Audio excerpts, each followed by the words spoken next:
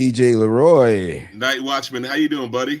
I'm well. How are you? Good, good. Night Watchman, we're at the beginning of the year, literally. We're now, of course, February. But you know what that means, man?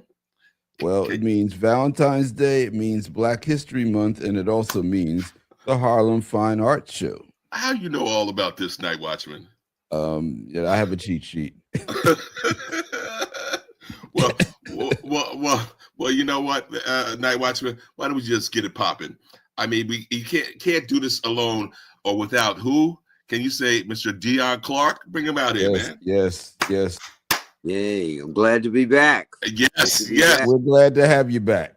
Always, man. It's that time of the year, man. So let's get it popping. Okay, so first of all, art show. What number are we up to? Diasporic art show in the country. We're here back in February 20th through the 22nd. Again, great excitement, energy, and more than anything else, some of the best African diasporic artwork in the world. Over 100 artists and galleries, and I can't wait to introduce you or have you introduce our storytellers. That will be presenting at the Harlem Fine Arts Show for 2026. Wow, there goes. Okay, Night Watchman. So you know what? But before we go on, so what number is this that we're up to on? What are we, like 16 or 17? This should be 18. This should be 18. Is that correct? 18 years old, getting bigger, getting stronger, and more astute. It should be one of, as Don Cornelius used to say, one of the hippest trips in America. Wow. Okay, so the show is old enough to vote now. It's serious. see, Night Watchman. Anyway.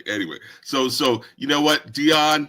I want you, because this, as they say, this is your show. So I need you to bring up the next guest. Go ahead, Dion. Who do you want to introduce? I'm going to introduce first, and they always say ladies first. I'm going to say her name is Donna, but she doesn't really respond to Donna. She's the artist. She's been with us for quite some time. She has been with us for the last 13, 14 years. And again, a strong presence, great art. And without further ado, the artist. Greetings, all. Greetings. Yes, indeed. Welcome again to Soul Lounge Primetime. Thank you. Indeed. Dion, who else do we have, buddy? I have a young gentleman that just came over from Nigeria. Legend in his own time. And again, he's not only an artist, but he's an art developer. And please, Bakare, please come out and introduce yourself. Yes. Come on, buddy. Come on. Thank you so much. Absolutely. And just so you guys know, or whatever, we have already done the DNA ancestry, and it turns out that he is indeed my brother. So be respectful, Night Watchman, okay? No shade. Thank you so much for having me, and I bring you African greetings. Okay. See now, Bakare, I was going to go stereotypical, and I was going to say, are they diamonds? Are they gold? Or maybe, because it's Nigeria, oil? All of them. You can have all. There you go. I'm loving it. So, okay, Dion. Okay, who you got on deck? Talk to us. Dion, it looks like he might be frozen. Oh no, there you go. So Dion, who's this other guest that you have in the wings? Or maybe Night Watchman. Is his audio correct or what? You know what? I'm sorry. Bernard, come on out here, man. Come on out. Yes. How you doing, buddy? Bernard, can you hear us? Well, I think you're asking me about the next artist that's going to come aboard. Yes. And I'm having a little technical difficulty on my side, but we got a great one. His name is Bernard Jackson. Bernard is an artist of the stars. He just kind of brings them in. He does it. He's a phenomenal artist. And please introduce yourself and tell them about the gallery and what you do and how you do it in a very, very professional and fantastic manner. Bernard? Bernard? Hey, how you doing, guys? I don't know if you guys can hear me, but we're Yes. located in the village of South Orange. I've worked in the film industry for over 30, maybe 45 years, a long time. And I've just retired from the film industry to really focus on my art. I've always kind of like had my art as my driving force. And it's just been a great ride. I'm blessed. I'm extremely blessed to be able to do the damn thing. And so I'm just really excited to be a part of this monumental event. This is my first time. Oh, I'm a virgin, and so wow. I'm excited about the possibilities. All And right. the possibilities will be endless because, again, we have over 100 artists, galleries from all around the world, and they'll be on site with individuals like Bernard and Bakare and, of course, the artists. So, Curtis, please take it away. All right. Thank you for this. And okay. So one thing now, of course, Dion, I'll start off by saying this. Certainly, I do remember when, of course, Okay. Can you hear me now? Absolutely. Oh, okay, good. So I remember when the Harlem Fine Arts Show came online, and one of the things was that you guys were at the Riverside Church. I do remember that, all right? And now you have the iteration at the Glass House. Is there any particular reason why that particular venue had been selected to actually unveil the show? Tell me, Dion. Okay, I can hear you now. Couldn't hear you. Oh, you couldn't hear me before? Okay, let me No. see. Night Watchman, can you hear me? Yes, I can. Can you ask that question? Go ahead, just in case. Go. Okay, What I just go ahead. Okay, Dion, can you hear us, first of all? Okay. Oh boy. I can hear you. You can. Okay. So Donna, you've been with the show since the beginning, correct? Yes, I've been here for 13 years. There you go. Okay. So 13 years. I of course remember when we were at Riverside. Yes. Now we of course we have the Glass House. Yes. Any particular reason why that particular venue? Okay, one, two. Why not Harlem? Is there maybe a venue in Harlem that could accommodate, because you've gotten so big and massive, or not? But you tell me the thoughts and ideas behind that.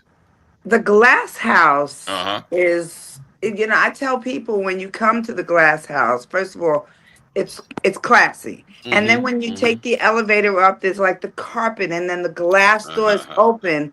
And when those glass doors open, it's like you're entering a beautiful array of African American art that is it's just, it's like it is the red carpet to art. And that alone is impressive. Now, once you come in the doors and then you see all the fabulous artists that are there, myself included, it's amazing. I was in the at the church, and it's just, to me, it's like such an upgrade. It was great there. Don't get me wrong. It was great there, but it's like we graduated. Gotcha. We've graduated to the big time. Gotcha. So Donna, you're gonna say next level now. We're next level. This is this is we're up there now. Okay. We're up there, and anybody that can participate, anybody that can come, will be blown away. Beautiful. Oh, okay. Well, you know what? Then I definitely have to find out about, from these two virgins, whether or not this is real. Okay, I'll start with you, Bernard. Is this true? Because you have seen the venue, right? Bernard, I guess he cannot hear me. So you know what? I'm going right to you. Of course, Bakare, do tell me, you blown away? She absolutely. She kind of explained it just as it is. I learned I've actually, it's going to be my first time, but I've definitely seen pictures, seen footages of the space, and I think it's just amazing. It's a great space. Beautiful. All right, nice. Bernard, can you hear me now? Night Watchman, you ask him. Uh-oh, we can't hear you, Night Watchman. All right, can you hear me now? Okay. Perfect. All right. So Dion's back with us. Okay, good. So Dion, we were talking a little bit about the transition from Riverside Church in the early days to the Glass House, and how the Glass House is kind of the setting to put the gem in the stone. Dion, tell us your thoughts just about the arc that the show has taken from the beginning to where it is now. Well, it's been an unbelievable experience. For the last 18 years, we've just become bigger and stronger and more impactful.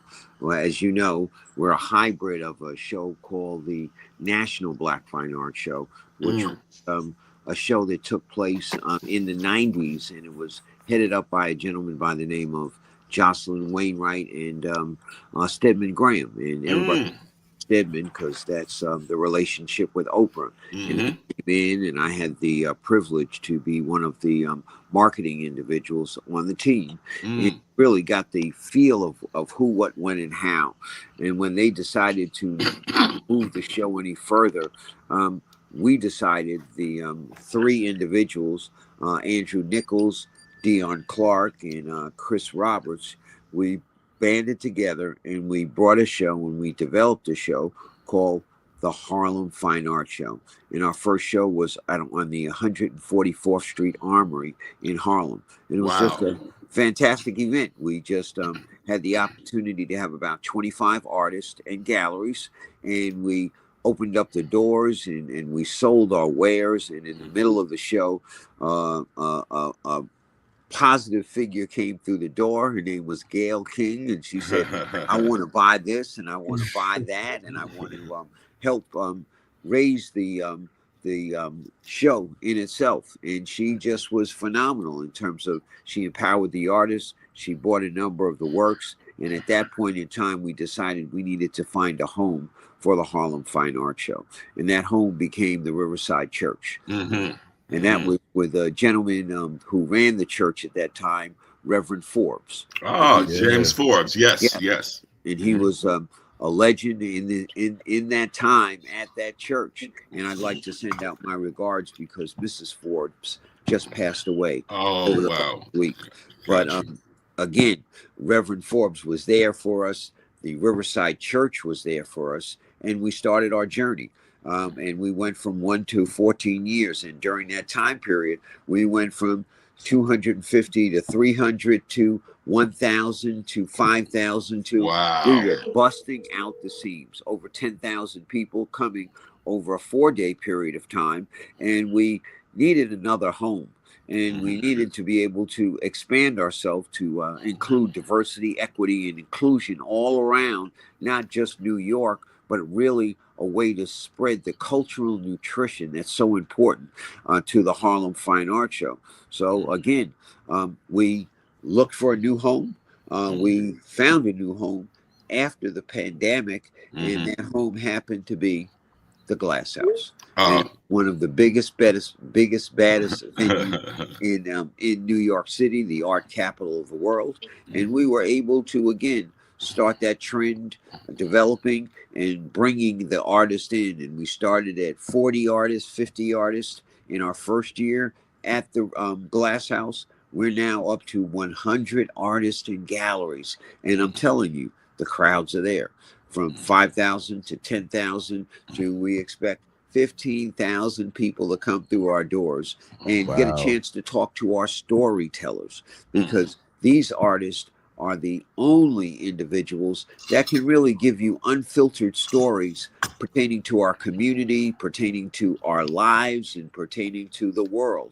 So uncut, unfiltered scripts, and getting a chance to meet the artists individually, one-on-one, and develop the relationship, because the relationship tells you about the art, tells you about what their thoughts are, and again, a great way to meet your friends and just to have a ball. So again, we've completed part of the journey, and that journey is to, again, celebrate and highlight the artist, to be able to, again, and I keep on saying, sending that cultural nutrition and asking people to buy African diasporic artwork, because again, it's at a premium. We have the best of the best, and again, one of the most enjoyable experiences that you could have.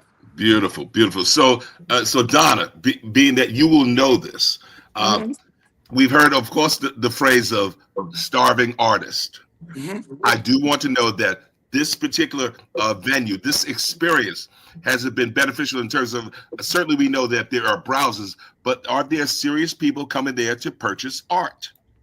Absolutely. And also, one of the things that Dion said about relationships, my experience is, you meet someone, you meet a patron, they buy your art, they come back the next year and they bring friends. Nice. And they're looking to purchase more art from you. They're looking to purchase, they're also looking to meet other artists. Wow. So Wow. what he said about relationships is really, really key, because these events, these shows help the artists to create relationships with people, art collectors that are looking to collect not only your art but other artists. So they're telling their friends, and they're telling their friends, and more people are coming, and more people are being blown away every single year. Beautiful, beautiful. Okay, so now Bernard and also Bakare, I just want to know, are you guys also prepared for an artist talkback? So someone looks at your piece and you're ready to explain the origin. Bernard? Well, that's the wonderful part of being a part of an event like this, because you get the chance to tell your story. You get a chance to expound on your why, because as an artist, we all have our stories. We all are gurus. We all storytellers. And this gives us a chance to turn the light on. And I don't like using the term starving artist, because, words are powerful. Yeah, you don't want to manifest that. You don't. Okay. No, thriving artist. Thriving artist. That's not in my vocabulary. I haven't said that word in 20 years, and you just brought it out me. I'm sorry. I take that back. So, Bakare, you've heard it. So do tell. Thriving artist, yes? Absolutely. Thank you so much once again. I am particularly very excited to be here. And at Bilateral, we are committed to transforming Africa's vast art and creative wealth, into sustainable economic prosperity and measurable impact, social impact, ultimately. And this is indeed a wonderful platform for us.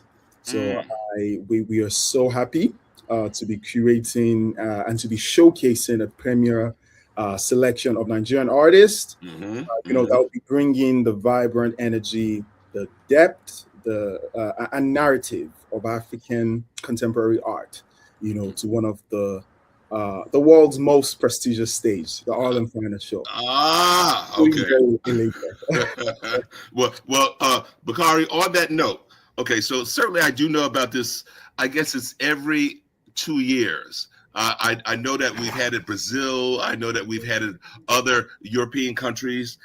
So a biennale, has it ever been a consideration of bringing a biennale to the continent of Africa?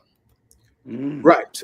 As a matter of fact, I was engaged in such conversation personally at some point in time. But there is actually a biennale in Lagos, Nigeria, where okay. It's called Lagos. It's called a Lagos Biennial. That's what's called. Beautiful. So it happens every 2 years, and it's a wonderful one as well. It's world class. People come from everywhere around the world to attend it, of course. But I do not know if there is any direct relationship with the Lagos Biennial that we all know.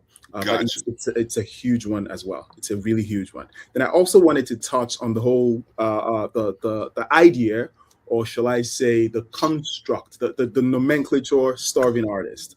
That was one of my own driving force, because for the longest of time I've been a staunch enthusiast of art, culture, and art.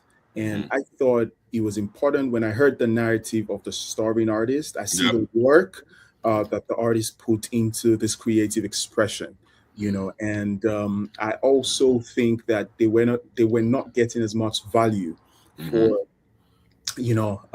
for this creative expressions, especially on the African continent. And I thought we could make a difference. Mm-hmm. There are ways we could go about this, contributing our own quota to Mm-hmm. make sure that um, we actually eradicate the idea of a starving, or the concept uh, Mm-hmm. of starving artists.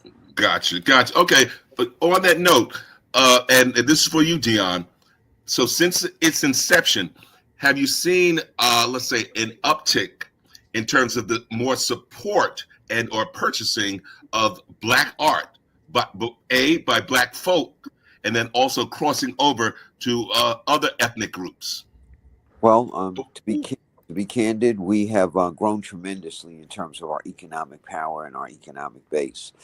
We started out as a very niche-oriented show when we were in 144th Street, as well as when we were at the Riverside Church. There was some crossover, but again, it was a very targeted African American or multicultural type of population that was, again, purchasing the art, purchasing Black art, and we were looking at about $400,000 to maybe 500,000 in regards to sales over a 3-day period of time.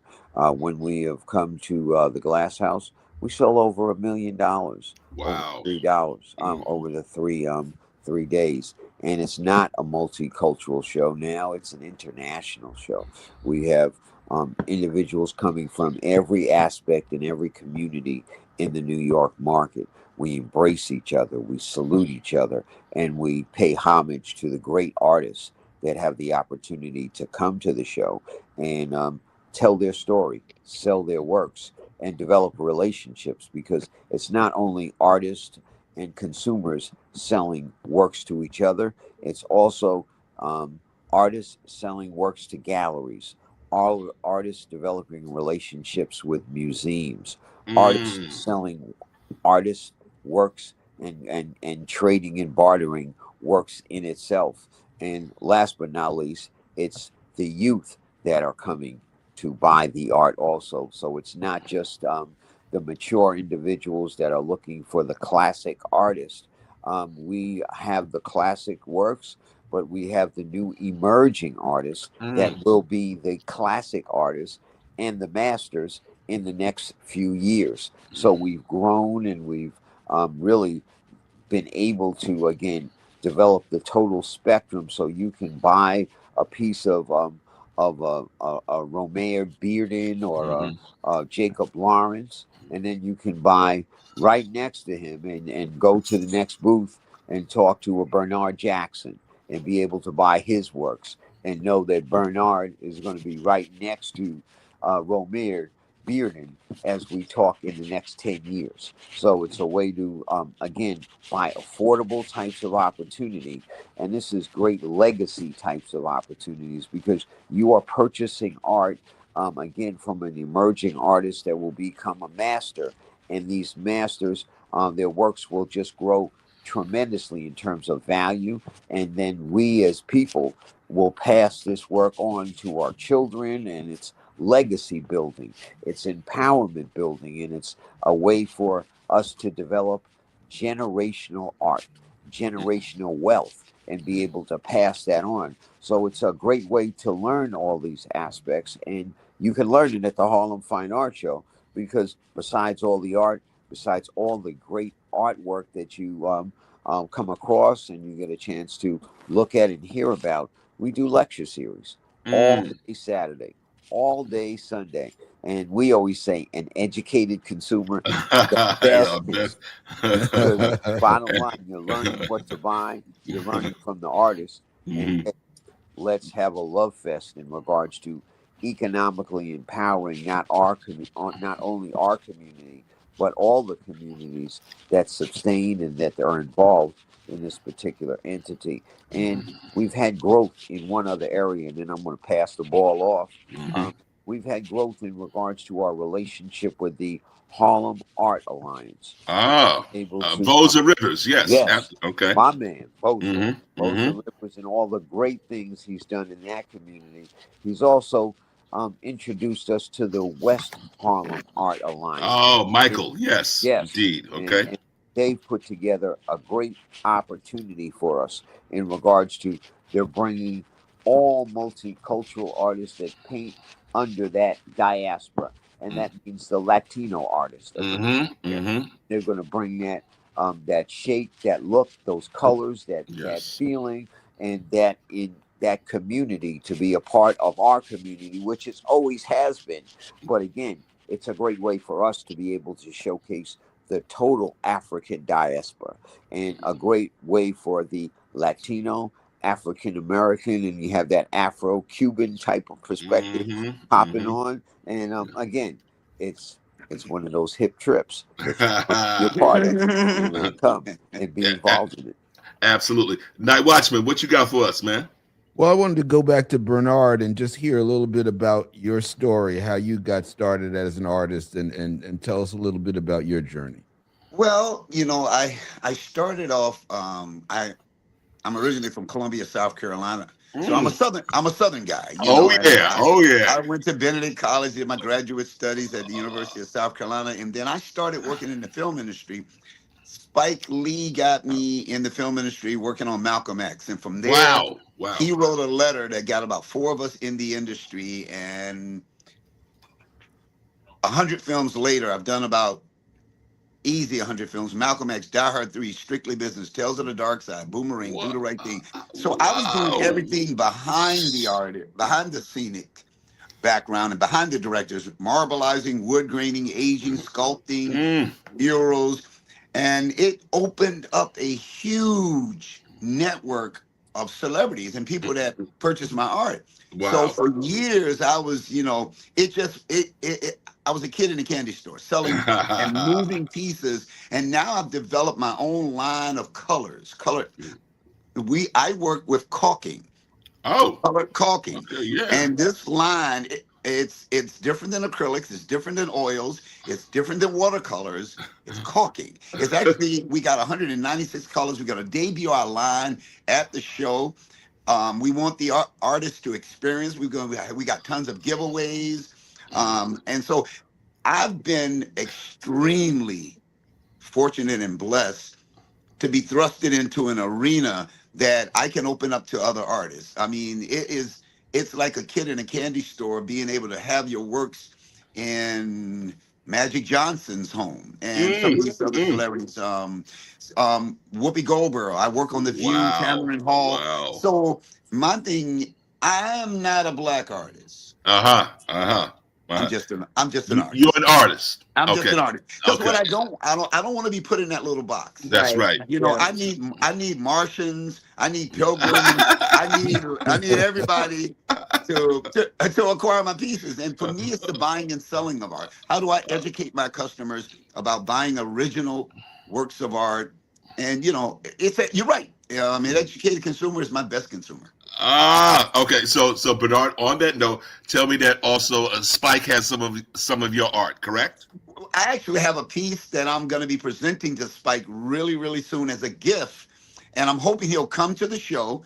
I've got a word out to him, and hopefully he'll appear. I have a portrait that I did of him, thanking him for inviting me, for getting me into the film industry. I was just in the vineyard. And we were at a golf course, and I was having lunch, and we had a chance to connect and talk, and that's 40 years later. But wow. And also, of course, Bernard, with retirement from the film industry, more time has now been devoted to your art.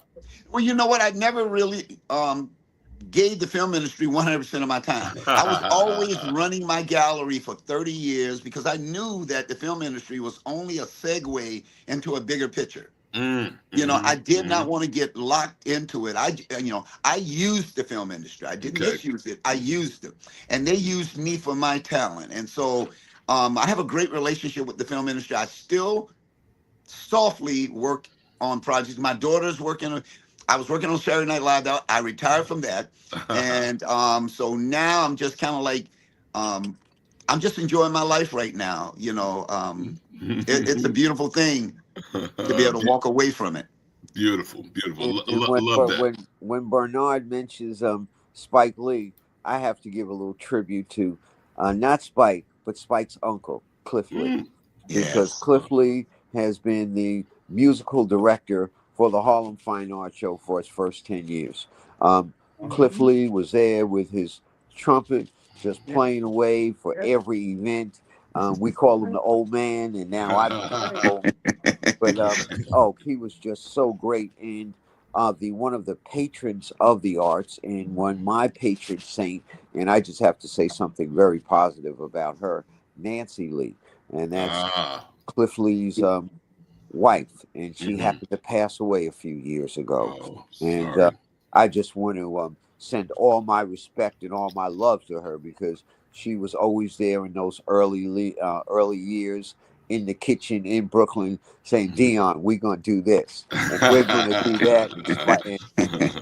And Cliff was in the background playing his music or playing the horn and say, this is what we're going to do. And I also have to thank Malcolm Lee, their son, who was instrumental in always helping. He said, what can I do, Dion? How can I help? So Malcolm and Spike and Cliff, our regards and our prayers and our blessings, because again, you made us what we are in part, and we stand on your shoulders, as I'm asking all of these artists now, just jump on my shoulders, let's rock and roll, and let's get better, because the best is yet to come. Absolutely. Nice. And you know what, Donna, I'm now navigating back to Southeast Queens. Okay. So Southeast Queens, we certainly do Jamaica Funk. You got it. And remember, it was the epicenter in terms of Black culture and art, because remember, all of the jazz artists, where were they? Southeast Queens. Okay, that's right. Now, are you also a teaching artist? Do you have that skill set as well? Tell me about that. And if so, Jamaica Center for Arts and Learning. Well, I don't live in Queens, okay? Right, you're Rockland County now, right? I live in Rockland County, but Queens is my home. So any opportunity I get to teach or share my work, I definitely jump on that. Nice. I actually work full time. Ooh, okay. But I'm not teaching. I will be doing that when I retire. We'll be teaching art when I retire. Absolutely. Absolutely. Nice. So painting is my main job. Okay. But and it's not I can't honestly say it's my job. It's my passion. Okay.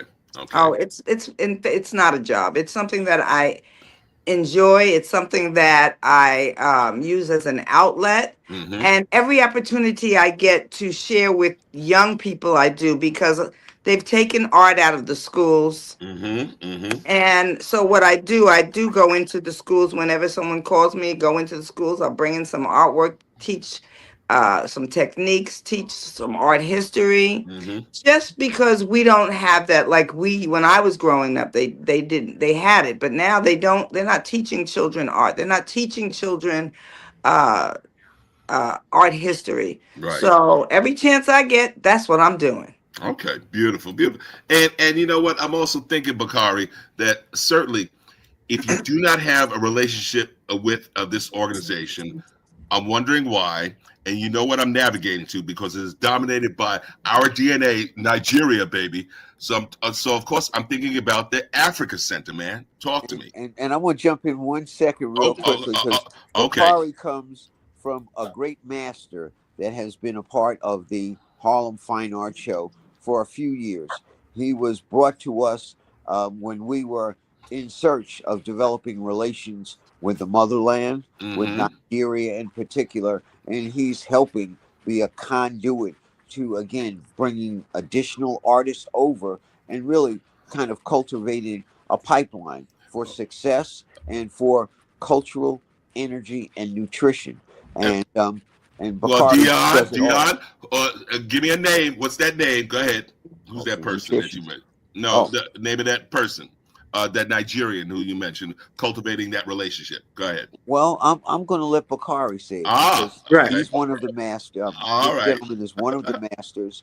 He says it the right way, and I just send all my gratitude to him. All right. Bakare.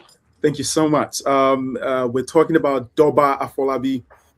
He's Nigerian originally, but he actually moved to America before I was born myself. Wow.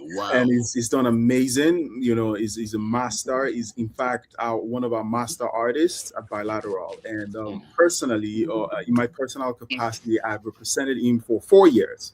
You know, on the African continent before we started representing him under the umbrella of Bilateral.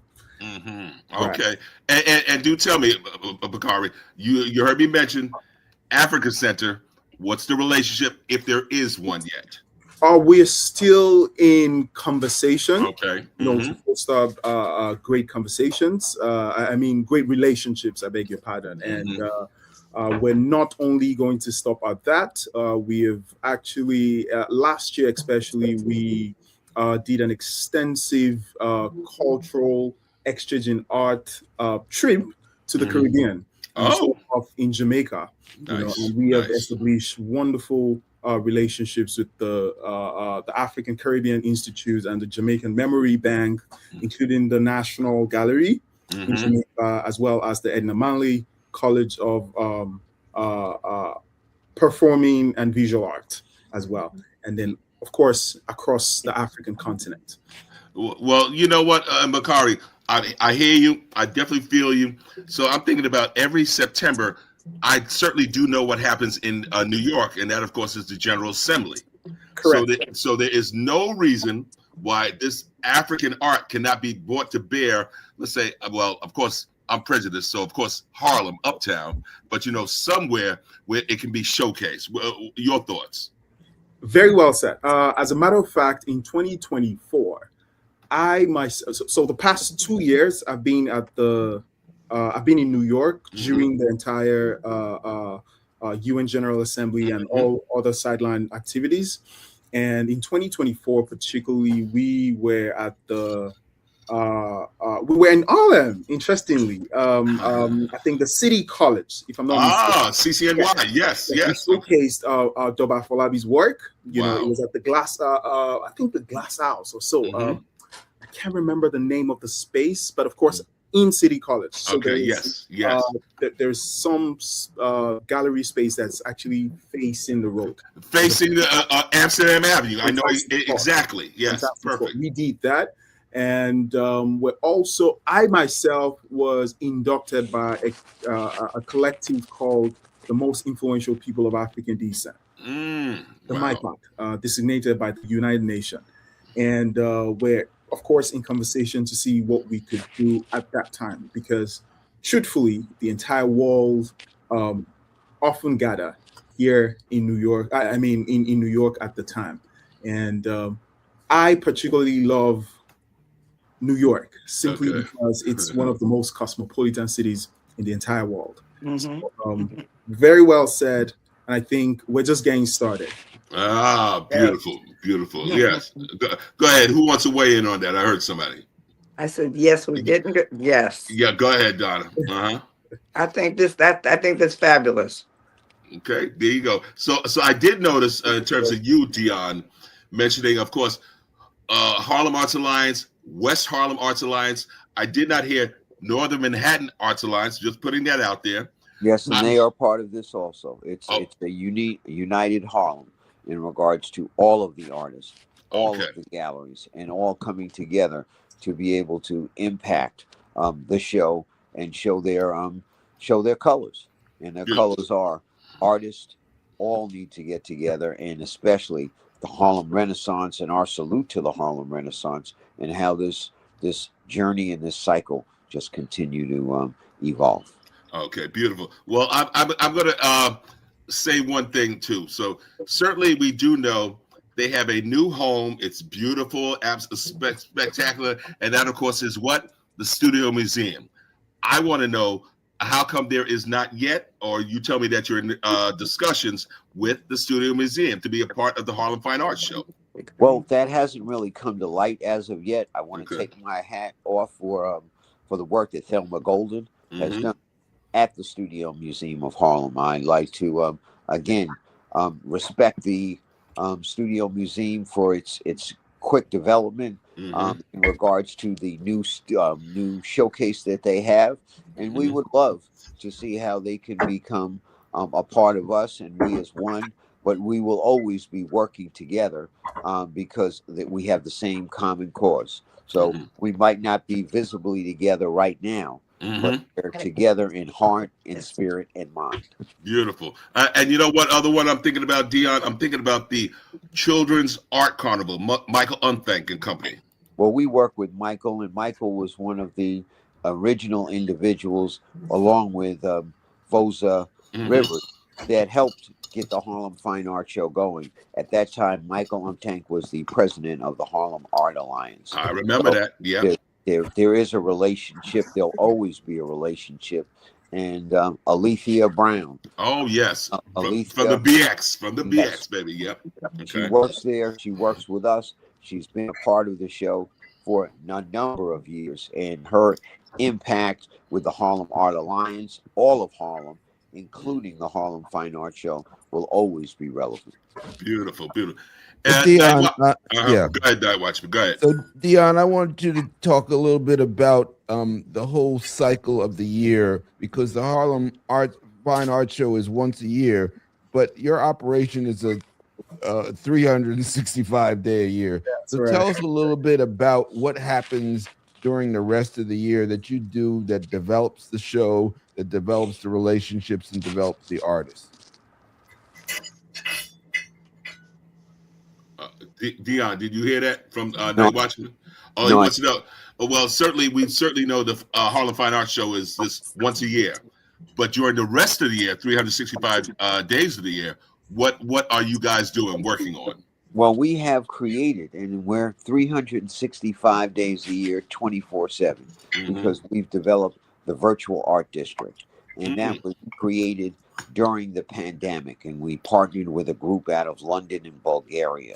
And if you go up on our site now, we have about 20 artists, and we're relaunching because they put together a new AI component for the Harlem Fine Art Show. And the AI component is Walter, and we'll have over 70 artists and galleries that will be rolling out through the calendar year of 2027, and really giving the world the opportunity to see individuals like Bakare and like Mm-hmm. Bernard and like Donna the artist, as well as ENS galleries and some of the major movers and shakers in the African diasporic community. So yes, we do that 24/7, 365, but we got a special show this year. And I guess it's going to be announced here. We're doing a show out in the Hamptons Ooh. this time, really in a big manner. We have been given the opportunity through the township of Sag Harbor to Mm-hmm. have that beautiful African American enclave out there. Yep. But right in the middle of town or in the beach area, we are going to have 50 artists and galleries July 17th, 18th, and 19th for 3 days. And we'll be creating the largest African diasporic art show in the Long Island area. And really, Wow.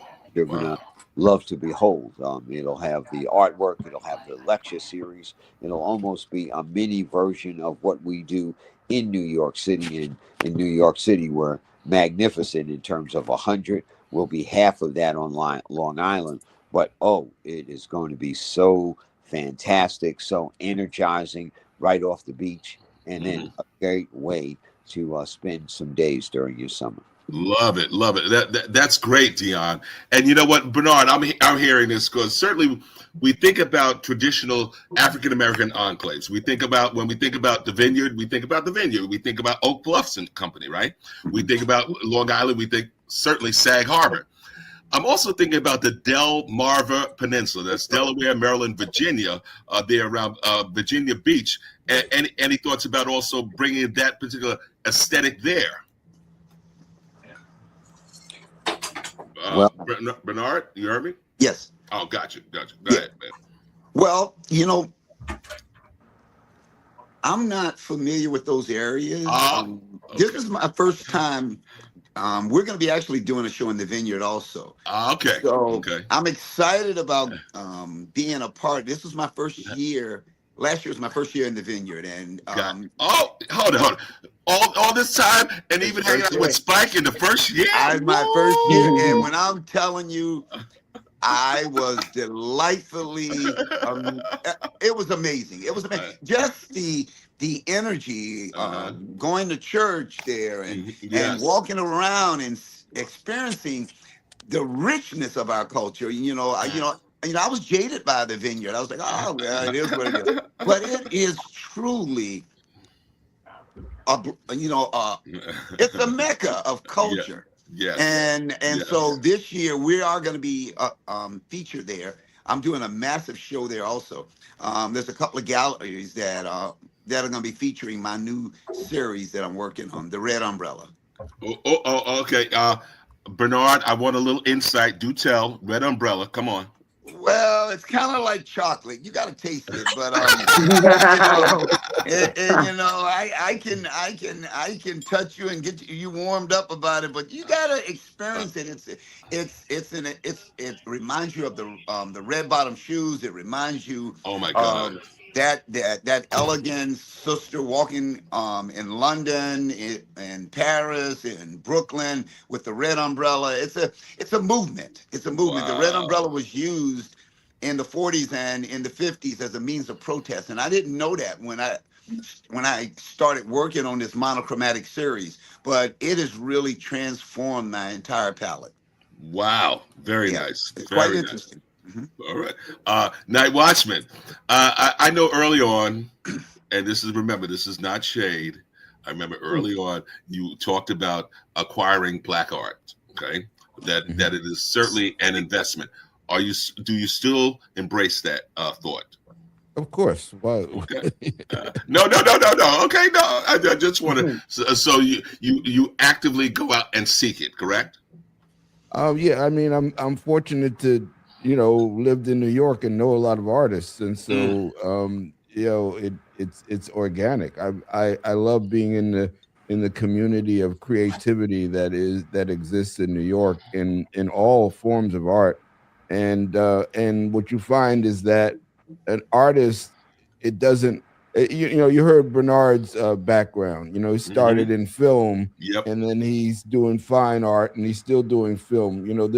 You have artists who do painting, and they're also musicians. We have the whole diaspora. We're really blessed with a plethora of talent, and if you listen to this discussion, you hear the ecosystem. There's the Harlem School of the Arts. There's the Harlem Arts Alliance. There's the Harlem Fine Arts Show. There are the galleries. We've had many of the galleries around town. Sandra Heath and Curtis Jacobs and and so just being in that sphere of intelligence and culture that I think it's certainly driven the types of shows we do, because there's always all this cross culture that we have. You're right. Yeah, right. Absolutely.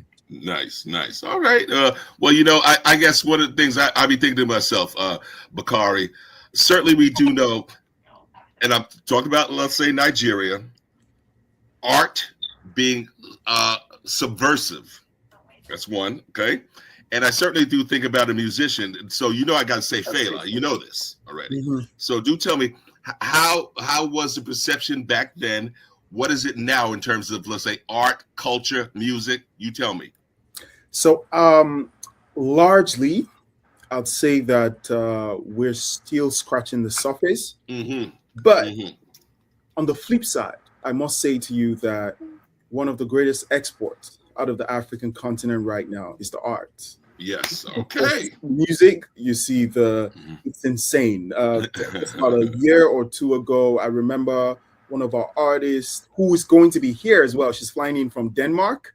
She's coming for the Harlem Fine Arts Show as well to support us. She happens to be a mom. She has a Danish ancestry by virtue of a mom, and then she has a Guinea. A father is a Guinean, right? And Wow. she has a Wow. 15% Nigerian ancestry. And in a quest for finding home, we said to her, "You had to come home," right? And then she came home, and guess what? Lo and behold, the show that was a debut on the African continent, and it was all collected in 2 days. Mm. And I remember we had done a courtesy visit to the Danish consulate, and they were telling me how much they need, how people are going bonkers about the African music and all of that, and how they need us to work with them to have a few artists from Nigeria, performing artists, to come to Denmark. You see, so ultimately, this is you don't get that 20, 40 years ago. People in the Scandinavian region getting close to the culture as it is right now. So I think we're doing relatively well, but I still think that we need to do way better. There's more to do. Okay, beautiful. Dion, something is also coming in when Bakare was just mentioning that I need you to have a relationship with Jennifer Tosh. She is the head of Harlem African Tours to talk about. Remember, Harlem was settled by the Dutch back in the day. Okay, and so now to look at that particular background and history, a lot of African Americans, they don't know this. You know, they thought that this was our capital from the beginning, and no, there were native peoples here too, the Lenape. So has there been a thought about that global reaching across the pond, so to speak, to encourage them to visit and see, what America has to offer in terms of Black art, diaspora art? No doubt about it. We are an international show. We bring everyone, we welcome everyone, and it's through individuals like Bakare and through individuals like Donna and, of course, Bernard Jackson, that outreach can happen, because each one teach one and each one built upon that. So we are very fortunate in that respect. And again, we are trying to build a little village of all the different cultures and different countries throughout the world, and have them come and showcase their work, talk to the consumers about not only buying their work, but taking a trip to their particular country and really experiencing all of the international artists, because that's when we really become one as a world and really get the experiences from those different artists through their works to understand, empower, and make us better as individuals. Beautiful. Night Watchman, I was thinking to myself, in terms of White Plains, Westchester, to your knowledge, has there been any such showcasing of African American, Latino, the diaspora there in Westchester that you know of? I'm going to jump right in there. Oh, go ahead. I got you. We used to do a show in Westchester with the shelters and with the White Plains Chamber of Commerce, That's right. White Plains Youth Center under Frank. I forgot Frank's last name at this time, but he's a legend up in that area. With the youth center, and we had right after the Harlem Fine Arts Show, a month and a half after that, we had the opportunity to do a mini show. So we've done mini shows throughout the New York area, throughout the United States. So we are on that path to build that type of success, to make this really a win-win all the way around. Beautiful. And Donna, I saw you nodding, because there was a woman that I went to school with at Mercy by the name of Robin Douglas, and she was head of the African American Chamber of Commerce for Rockland County, at Westchester and Rockland County. Okay. You remember her at all? I'm not sure if I remember her, but I did participate in those shows that Dion just spoke about. Nice. So, nice. and they were Robin was really stellar. Robin just did a phenomenal job. She was based out of Mount Vernon. Correct. That's right. Wow. And she used to just kind of bring it all on. And there was a gallery that was right in downtown downtown Mount Vernon, and last year they actually displayed their work. So that Wow. legend continues in itself. And again, Robin, pivotal figure, Yeah. mover, shaker, and Yes. wherever she is, we send her blessing because again, she was one of the individuals that, as we climbed the ladder, she always made us a little bit better and made us secure. Beautiful, beautiful. Night Watchman. Uh-oh. You know what's happening, man. You know we're here. Can you say it? Time for the lightning round. All right, Night Watchman. Who you want to start with? Let's start with Bernard. All right, here we go. Bernard, go ahead, Night Watchman. Give it to him. So this is your chance to just give us a little summation. Tell us where people can find you online, yes. And just close it out. Hey guys, I'm Bernard. My studio's in the village of South Orange, New Jersey. I've been in South Orange for about 35, 40 years. You can find me, bernardtheartist.com. Guys, this is going to be an amazing event. Ooh. We're going to bring it. I haven't told you guys some of the things and some of the people that I'm inviting, but it is going to be transformation. It's going to be amazing. And I'm just going to comment on with Bernard that he's come into the show with a big bang. He has, again, secured one of the largest spaces at the show. His works are going to just be all over the place. Wow. We're going to love his energy. So I'm going to salute him as well as the other 99 artists. But since he's one of the few on the phone, welcome, brother. Look forward to your work. Not dead. Dion, we're about to do the damn thing. That's yes, right. Indeed. And you know what? Bernard, will give you major props because people don't know, South Orange, man. Yeah. Big houses, mansions, and whatnot. And back, Bob, when we were hanging out, remember we used to hang out in East Orange back in the day. Yeah. Okay, so there you go. God is good. God is good. All day. We got this saying down south. It's about to get bucket naked. So back to the lightning round. Let's go to Bakare. Bakare. Yes. Thank you very much. Jump in 1 minute before we do Bakare and say, Bakare, welcome. Thank you for coming across the of the waters. We appreciate you bringing your artwork, the artists that you are going to be introducing, and this is the best we can even imagine in terms of a starting point. And we again salute the master and some of the works that he's brought before to set the precedent in regards to what you're doing now. Beautiful, beautiful. Bakare? Thank you so much. I just want to say a very big thank you to Mr. Dion Clark and the entire Harlem Fine Arts Show team, as well as to our master artist, Bakare. I want to say that, Bilateral actually exists at the intersection, the dynamic intersection of art, heritage, innovation, and market opportunity like this one. And I want to urge everybody listening and watching to come experience the soul of Africa, in New York City at the Harlem Fine Arts Show. Thank you so much. You can catch us on Bilateral, just as the name is, with the R, at Bilateral on LinkedIn as well as Instagram. Beautiful. Thank you for that. Donna, let's go, baby. Tell us what can we expect. I got to jump in there for Donna. Okay, go ahead. And I'm sorry, but Donna comes from the same cloth that I come from. We both come out of Queens, Jamaica, St. Albans. He comes out of Andrew Jackson High School way back in the day. Oh man, Dion, I lost my heart to somebody from Jackson, man. Come on, man. Why you got to do that to me, man? And again, she just brings so much pizzazz to the show. She's been there so long, and with the support of her and her husband Ralph, it just, as my young children used to say, she's all of that in a bag of chips. Beautiful.